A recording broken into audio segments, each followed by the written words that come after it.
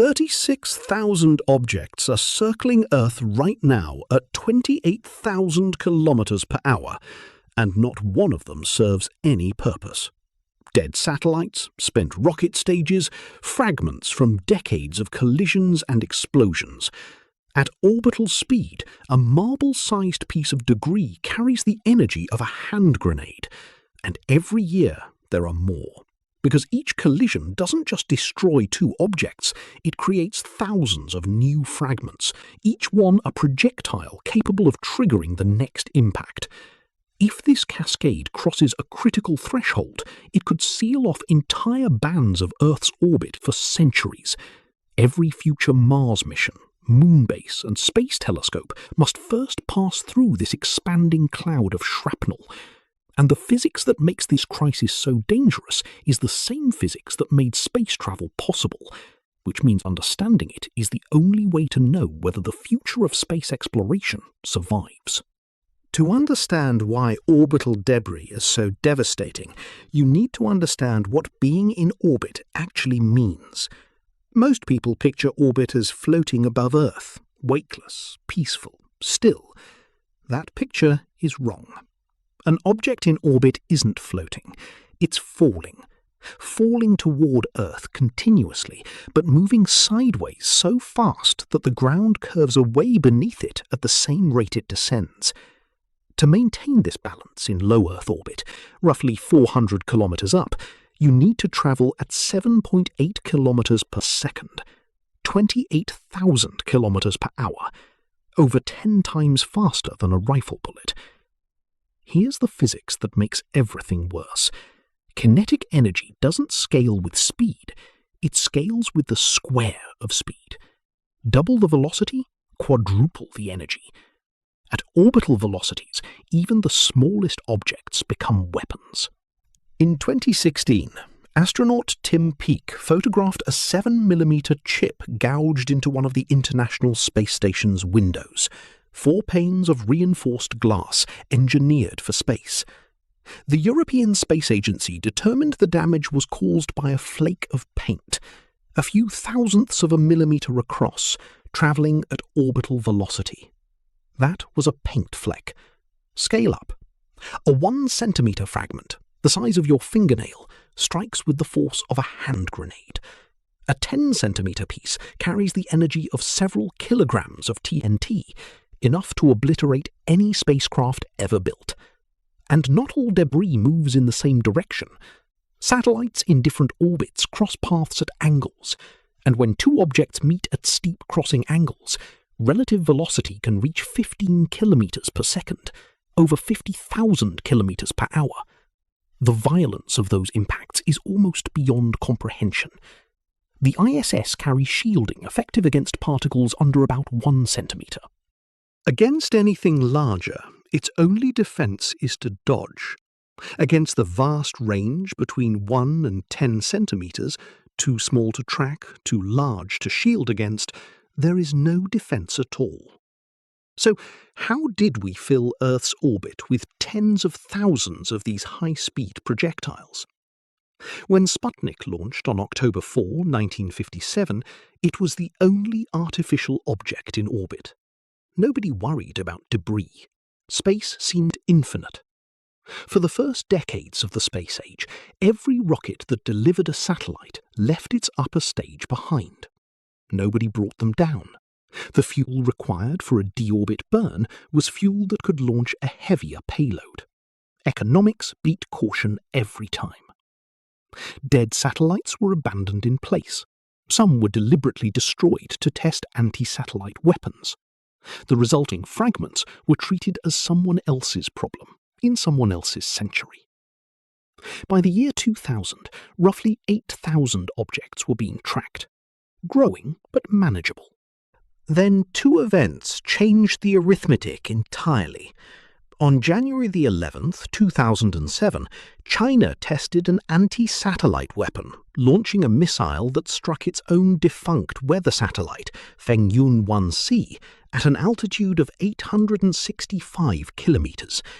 A single interception created over 3,500 trackable fragments and an estimated 150,000 pieces larger than 1 centimeter. In one afternoon, China increased the total tracked debris population by roughly 25%. At that altitude, atmospheric drag is negligible. Those fragments will persist for centuries.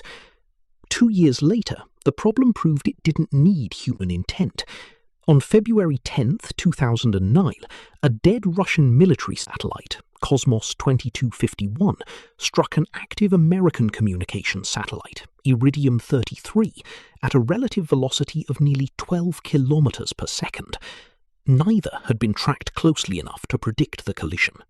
The impact generated over 2,000 trackable fragments, plus tens of thousands of smaller pieces, and it demonstrated the core mechanism of the Cascade, a single collision dramatically raising the probability of the next. This was the first accidental hypervelocity collision between two intact spacecraft in history. Nobody ordered it, nobody launched it. It happened because two objects shared increasingly crowded space, and probability caught up. Today, tracking networks catalogue roughly 36,000 objects larger than 10 centimeters in Earth orbit. Below that size, detection becomes unreliable. The European Space Agency estimates approximately 1 million objects between 1 and 10 centimeters, and over 100 million larger than 1 millimeter. Every single one moves at orbital velocity. But what makes this more than a cleanup problem? What makes it potentially irreversible is something a NASA scientist predicted 31 years before that first accidental collision. In 1978, Donald Kessler published a paper asking a question nobody had seriously considered. What happens when debris accumulates to a density where collisions produce fragments faster than any natural process can remove them? The answer was a runaway cascade. Here's why. At low altitudes, below roughly 600 kilometers, the faint upper reaches of Earth's atmosphere create just enough drag to gradually slow orbiting objects. Over years or decades, their orbits decay. They encounter denser air, and they burn up on re-entry. This is nature's debris removal system. Slow, but functional. Higher up, this mechanism fades. At 800 kilometers, drag is negligible. Debris can persist for centuries. At 1,000 kilometers, millennia. And these middle altitudes, 700 to 1,000 kilometers, happen to be among the most heavily used orbits in space. Kessler's insight was elegant and terrifying. As debris accumulates, collision probability rises. Each collision creates more fragments. More fragments mean more collisions. Above a critical density, this feedback becomes self-sustaining. Fragments multiply faster than drag can clear them. In his original model, the full cascade would unfold over decades to centuries, a slow-motion catastrophe, nearly invisible year to year, but inexorable over generations. Think of it like a forest fire. Below a certain density of dry timber, a spark burns out on its own. Above that density, the fire feeds itself and spreads. And unlike a forest fire, you can't send in crews to cut fire breaks, not at 28,000 kilometers per hour. A reasonable objection. Space is enormous. Low Earth orbit spans millions of cubic kilometers. How can tens of thousands of objects create a crisis in all that volume? The answer is that useful orbits aren't spread uniformly. They cluster in narrow bands, specific altitudes and inclinations favoured for Earth observation, communications and navigation. Debris from collisions in these bands stays in these bands. Those 36,000 objects are concentrated exactly where we need to fly. So here's the question that matters. Are we already in the burning forest? Current models run by NASA and ESA simulate the debris population forward in time, tracking each orbit, calculating collision probabilities, modelling the fragments each impact would generate. Even under the most optimistic assumptions, perfect future compliance with deorbiting rules, no further weapons tests, no accidental explosions, the debris population in certain bands between 700 and 1,000 kilometers still grows. The collisions embedded in the existing population are sufficient to sustain the Cascade on their own. We may have already crossed the threshold, and once a Cascade reaches critical mass in a given orbital band, no known technology can reverse it. Which raises an urgent question. What do we actually stand to lose? Start with the obvious. GPS. The 31 satellites your phone, your car, and global aviation depend on. Weather satellites that track hurricanes and underpin modern agriculture. Military communications. Financial systems synchronized to satellite timing. Earth observation instruments measuring ice sheet loss and sea level rise in real time. These systems are so embedded in daily life that most people rely on them dozens of times a day without realizing it. But the deeper loss is the one almost nobody considers. Every spacecraft that leaves Earth for the Moon, Mars, or anywhere beyond must first pass through low Earth orbit. There is no alternative route. If low orbit becomes a minefield of untrackable debris, it doesn't just threaten the satellites already there, it threatens the ability to launch anything at all. No crewed missions to Mars, no permanent return to the Moon, no next-generation telescope to search for signs of life on other worlds, no asteroid deflection missions to protect Earth from impact. Every vision humanity has articulated for becoming a spacefaring species depends on safe passage through the same orbital shell we are filling with shrapnel. The universe is roughly 13.8 billion years old. Human civilization has existed for perhaps 10,000 years. We've had spaceflight for 67. In cosmic terms, we have barely opened our eyes, and we may already be fouling the only exit from our cradle. And this wouldn't be temporary. In the altitude bands where the Cascade is most advanced, natural clearing by atmospheric drag would take centuries. If one generation allows the problem to become irreversible, it won't be their grandchildren who inherit usable orbit. It could be no one for a very long time. We built the door to space. Are we sealing it from the inside? The first defense is tracking. The US Space Surveillance Network monitors orbit with ground-based radar and telescopes, cataloguing everything larger than roughly 10 centimeters. When a tracked piece of debris is predicted to pass dangerously close to the International Space Station, controllers fire the station's thrusters to shift its orbit. Since 1999, the ISS has performed over 30 such avoidance maneuvers. On several occasions, when warning came too late for a burn, crews sealed hatches and sheltered in their return capsules, waiting to learn if the station survived. In November 2021, Russia destroyed its own defunct satellite, Cosmos 1408, with an anti-satellite weapon, at an altitude where the resulting debris directly threatened the ISS. The test created over 1,500 trackable fragments. Crew members were woken and told to shelter immediately. Debris from that single event will threaten the station periodically for years, and the crew had no warning it was coming. But tracking only covers what you can see. The estimated million objects between 1 and 10 centimeters, each capable of destroying a satellite, are effectively invisible to current surveillance. The second defense is prevention. International guidelines recommend deorbiting spacecraft within 25 years of end of mission. In 2022, the US tightened this to 5 years for American-licensed satellites, but global compliance is inconsistent, and even perfect compliance going forward does nothing about the debris already in orbit. Which brings us to the hardest approach: active removal. Physically going up and collecting debris.